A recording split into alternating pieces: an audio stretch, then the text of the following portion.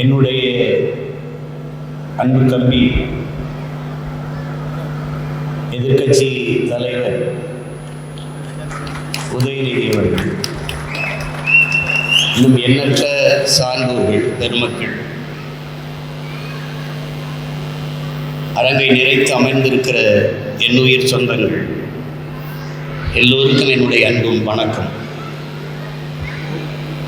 இது கட்சி அரசியலை கடந்த ஒரு குடும்ப நிகழ்வு, ஒரு இனிய விழா. இங்கே எங்களுடைய அப்பா துறைமுகம் காஜா அவர்கள் தன்னுடைய பேரன்பினாலும்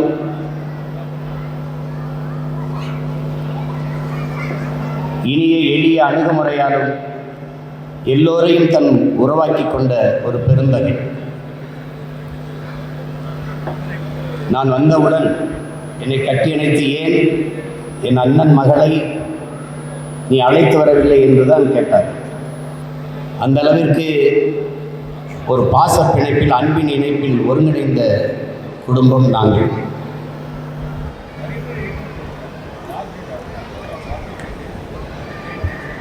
மணமக்களாக வீற்றிருக்கிற அன்பு பிள்ளைகளுக்கு சொல்லுவேன், நபிகள் நாயகம் ஸல்லல்லாஹு அலைஹி வஸல்லம் அவர்கள் பெற்றோர்களின் கடமை, பெற்றோர்களின் உரிய பொறுப்பு என்பது தன் பிள்ளைகளுக்கு நல்ல கல்வியையும் ஒழுக்கத்தையும் கொடுப்பதுதான் என்கிறார். அப்படிப்பட்ட ஒழுக்கத்தையும் கல்வியையும் கொடுக்கிற பெற்றோர்களாக நீங்கள் இருக்க வேண்டும். நம்முடைய மறையோன் வள்ளுவர் பெருமகனார் தந்தருளிய மறைமொழிக்கேற்ப அன்பு மரணம் உடைத்தாயின் இல்வாழ்க்கை பண்பு மயனும் அது என்ற குரல் வழி நடந்து எல்லோரும் போற்றுகிற அளவிற்கு வருங்கால தலைமுறை இந்த தம்பதியினரைப் போல, இந்த இணையரைப் போல இணைந்து வாழுங்கள் என்று எடுத்து காட்டி பேசுகிற அளவிற்கு நீங்கள் வாழ்ந்து காட்ட வேண்டும் என்று வாழ்த்துகிறேன்.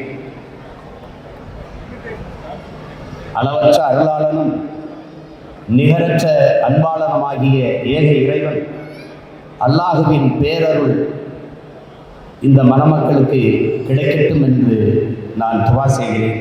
நன்றி, வணக்கம். நாம் தமிழர் கட்சியினுடைய தலைவர் அண்ணன் திரு சீமான் அவர்கள், இன்றைக்கு கழகத்துடைய தலைமைநிலைய செயலாளரும் நம்முடைய அருமை அண்ணன் திரு துறைமுகம் காஜா அவர்களுடைய பேத்தி சமீனா சப்ரியத் ஹனீஃப் கான் அவருடைய திருமண விழாவில் பங்கேற்று உங்களோடு சேர்ந்து மணமக்களை வாழ்த்துவதில் மிகுந்த மகிழ்ச்சி அடைகின்றேன். முதல்ல நம்முடைய அத்தனை பேரின் சார்பாக மணமக்களுக்கு நம்முடைய வாழ்த்துக்களை நான் தெரிவிச்சுக்கிறேன். இந்த விழாவில் வெறும் விருந்தினராக மட்டுமல்லாமல் அண்ணன் துறைமுகம் காஜா அவருடைய குடும்பத்தில் ஒருத்தராக நான் இந்த நிகழ்ச்சியிலே கலந்து கொள்வதில் மிகுந்த பெருமை அடைகின்றேன். நம்முடைய கழக தலைவர் அவர்கள் இந்த திருமண விழாவை தலைமையேற்று நடத்தி வைப்பதாக இருந்தது. இன்றைக்கு கழக தலைவரின் சார்பாக நாங்கள் இந்த திருமண விழாவிலே கலந்து கொண்டிருக்கிறோம். தலைவர் அவர்கள் இங்கே இல்லை என்றாலும் அவருடைய இணைப்பு முழுவதும் இன்றைக்கு இந்த திருமண விழாவில் நிச்சயம் இருக்கும். தலைவருடைய வாழ்த்துக்களும் நிச்சயம் இந்த மணமக்களுக்கு உண்டு. இன்றைக்கு மணமகளாக இருக்கக்கூடிய தங்கை சமீனா சப்ரியத் அவருடைய தாயார் ஜமீல் ஃபாத்திமாவுடைய திருமணத்தை முத்தமிழ் டாக்டர் கலைஞர் அவர்கள் 2000ஆவது ஆண்டு தலைவர் அவர்கள் தான் தலைமையேற்று நடத்தி வச்சாங்க. இன்னைக்கு நம்முடைய ராஜாவினுடைய பேத்தியுடைய திருமணத்தை நடத்தி வைக்கின்ற வாய்ப்பு எனக்கு கிடைச்சது. நம்முடைய கழகத்துடைய தலைவர்களே அண்ணா அறிவாலயத்துக்குள்ள யார் நுழைய வேண்டும் என்றாலும், யார் உள்ள வரணும்னாலும் அவங்க முதல்ல 2 பேருடைய பர்மிஷனை வாங்கணும். ஒன்று அண்ணன் திரு பூச்சி முருகன் அவர்கள், இன்னொன்று நம்முடைய துறைமுகம் காஜா அவர்கள். இவங்க 2 பேர் நினைச்சா மட்டும்தான் அண்ணா அறிவாலயத்துக்குள்ள யாராக இருந்தாலும் நுழைய முடியும். அதனால தான் நம்முடைய தலைவர் அவர்கள் அடிக்கடி சொல்வார், அண்ணன் துறைமுகம் காஜா அவர்களும் அண்ணன் பூச்சி முருகன் அவர்களும் அண்ணா அறிவாலயத்துடைய 2 தூண்கள் என்று பெருமையோடு குறிப்பிடுவார்கள். இன்னொரு முக்கியமான விஷயம், 1989 துறைமுகம் தொகுதியில் நம்முடைய முத்தமிழ் டாக்டர் கலைஞர் அவர்கள் போட்டி போட்டு ஜெயிச்சார். அப்போ டாக்டர் கலைஞர் அவர்களுக்கு எதிர்த்து நின்ற வேட்பாளர் யாருன்னு பார்த்தீங்கன்னா அண்ணன் துறைமுகம் காஜா அவர்கள் தான். அண்ணன் அவர்கள் அப்போ அனைத்து இந்திய அண்ணா திராவிட முன்னேற்ற கழகத்தின் சார்பாக கலைஞர் அவர்களை எதிர்த்து போட்டி போட்டார். ஆனால் அந்த தேர்தலில் டாக்டர் கலைஞர் அவர்கள் தான் வெற்றி பெற்றார். வாக்கு எண்ணிக்கை முடிவு நேரத்தில் இன்னும் சொல்ல வாக்கு எண்ணிக்கையே முடியல.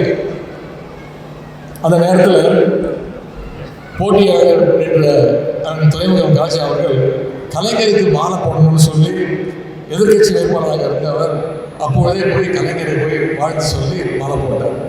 அதன் பிறகு கழகத்திலையும் தன்னை இணைத்துக் கொண்டார். அன்றைக்கு தொடங்கி இன்றைக்கு வரைக்கும் கிட்டத்தட்ட 37 ஆண்டுகள் கழகத்தில் தன்னை இணைத்துக் கொண்டு கழகத்துடைய உண்மையான உடன்பிறப்பாக இன்றைக்கு அண்ணன் துறைமுகம் ராஜா அவர்கள் சிறப்பாக கழக பணி செய்து கொண்டிருக்கிறார். சுமார் 23 ஆண்டுகள் கலைஞர் அவர்களால் 2003ஆம் ஆண்டு தலைமை நிலைய செயலாளராக நியமிக்கப்பட்டு கிட்டத்தட்ட 23 ஆண்டுகள் அந்த பொறுப்புகளை இன்றைக்கு மிகச்சிறப்பாக செயல்பட்டு கொண்டிருக்கிறார். அறிவாலயத்தில் மட்டுமல்ல, நம்முடைய கழக மாநாடுகள் நிகழ்ச்சிகள் எங்கு நடந்தாலும் அங்கே முதல்ல இருக்கக்கூடிய நபர் அண்ணன் துறைமுகம் காஜா அவர்கள். எங்கு போனாலும் எந்த கழக நிகழ்ச்சி போனாலும் முதல்ல நாளாக நம்முடைய உடன்பிறப்புகள் பார்க்கக்கூடிய நபர் அண்ணன் துறைமுகம் காஜா அவர்கள்.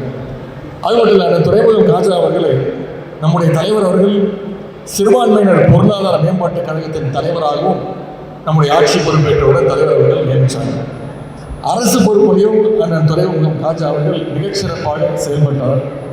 அப்படிப்பட்ட அண்ணனுடைய இல்ல திருமணத்திற்கு வந்திருப்பதில் நமக்கெல்லாம் உள்ளபடியே மிகப்பெரிய பெருமை அடைகின்றோம். இந்த விழாவில் இஸ்லாமிய பெருமக்கள் பல பேர் கலந்து கொண்டிருக்கிறீங்க. இன்றைக்கு நாட்டில் என்ன நடக்குது என்பதை நீங்கள் அத்தனை பேரும் பார்த்து கொண்டிருக்கிறீங்க. என்ன நடந்தாலும் இன்னைக்கு சில பேர் சோஃபா வந்த உடனே நம்மளை விட்டுட்டு போயிருக்காங்க. ஆனால் நீங்கள் அத்தனை பேரும் நாங்கள் இன்றைக்கும் கழகத்தோடு இருப்போம்னு உறுதியோடு வந்திருக்கிறீங்க. ஏன்னா இஸ்லாமியர்களுக்கும் கழகத்திற்குமான அந்த உறவை யார் நினைத்தாலும் பிரிக்க முடியாது. யார் என்ன சொன்னாலும் எந்த அவதூறுகளை பரப்பினாலும் சிறுபான்மை மக்களுக்கும் இஸ்லாமியர்களுக்கும் கழகம் என்றைக்குமே ஒரு காவல் அரணாக நிச்சயம் உங்களோடு நம்முடைய தலைவர் அவர்களும் திராவிட முன்னேற்ற கழகம் நிற்கும் என்று கூறிக்கொண்டு, இப்பொழுது ஏற்படுத்தக்கூடிய இந்த அரசியல் பேரிடர் காலத்திலையும் நம்முடைய தமிழ்நாட்டை நம்முடைய திராவிட முன்னேற்ற கழகம் நம்முடைய தலைவர் அவர்களும் நிச்சயம் உங்களுக்காக நின்று காப்போம், அதை நாட்டை மீட்போம் என்று கூறி மணமக்களுக்கு மீண்டும் உங்கள் அத்தனை பேர் சார்பாக என்னுடைய வாழ்த்துக்களை கூறி விடைபெறுகின்றேன். நன்றி, வணக்கம்.